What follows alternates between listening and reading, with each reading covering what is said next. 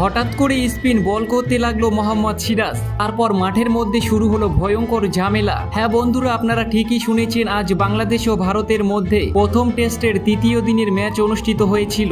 আজকের ম্যাচের শেষ সময়ে আমরা সকলেই একটা নাটকীয় ড্রামা দেখেছি মাঠের মধ্যে। তখন আম্পায়ার মোহাম্মদ সিরাজকে বল করতে বারণ করলো। তখন মোহাম্মদ সিরাজ স্পিন বল করা শুরু করে দেয়। তারপর রোহিত শর্মা মোহাম্মদ সিরাজের উপর অনেক বেশি রেগে যায়। এই ম্যাচটার সাথে সাথে বন্ধ করা হয়। মাঠের মধ্যে তখন কি ঘটেছিল আর মোহাম্মদ সিরাজ কেনই বা স্পিন বল করলো, এই সব কিছু দেখাবো আজকের ভিডিওতে। তবে তার আগে আপনারা যদি টিম ইন্ডিয়ার একজন বড় ফ্যান হয়ে থাকেন তাহলে এক্ষুনি ভিডিওতে লাইক করুন। বন্ধুরা, আপনারা সকলেই জানেন ভারত ও বাংলাদেশের মধ্যে দুদিনের টেস্ট সিরিজ অনুষ্ঠিত হয়েছে, যেখানে ভারতীয় দল খুব সুন্দর পারফরমেন্স করেছে। রবিবারে ভারতীয় দল প্রথম ম্যাচটি জিতে যাবে। ভারতীয় দল দ্বিতীয় ইনিংসে 4টি উইকেট হারানোর পর 287 রান করেছে, আর বাংলাদেশকে 515 রানের পাহাড় সমান টার্গেট দেয় তারা। এই রান তারা করতে নেমে বাংলাদেশ দল 4টি উইকেট হারিয়ে 158 রান করে। এই ম্যাচটা জেতার জন্য বাংলাদেশ দলকে এখনো 357 রান করতে হবে। তাদের কাছে মাত্র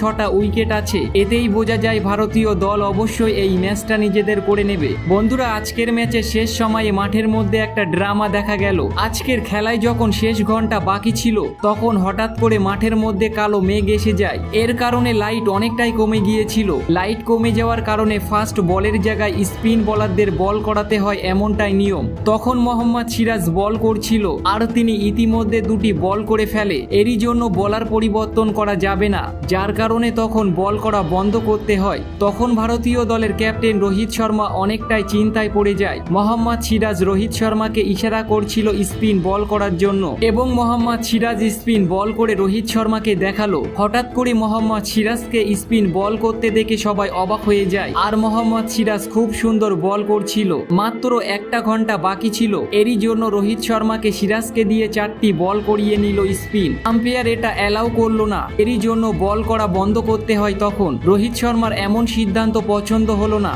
এরই জন্য বল করতে বলল সিরাজকে। কিন্তু শেষ পর্যন্ত রোহিত শর্মাকে আম্পায়ারের কথা মানতে হলো, আর তখন বল করা বন্ধ করতে হয়। আমাদের টেলিগ্রাম চ্যানেলে পেয়ে যাবেন, লিংক ডিসক্রিপশন বক্সে দেওয়া আছে, এক্ষুনি গিয়ে দেখুন।